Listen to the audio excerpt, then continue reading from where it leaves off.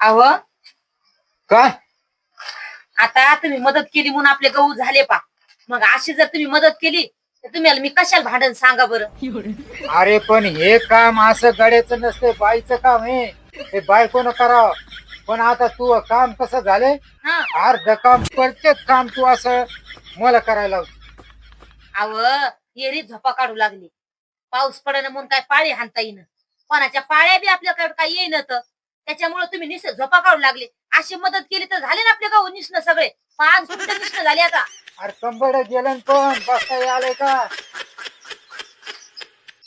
आता एवढंच राहिलं ना. हो झालं आता. तेच म्हणाले मी. बरं आता तुम्ही काय करा, काय भविष्य पाहून या एकदा कोणाचं? तुमचं. आता मग भविष्य पाहायची काय गरज आहे? कस काय? अरे मग सगळं भविष्य तुझ्या मूडवर राहिलं.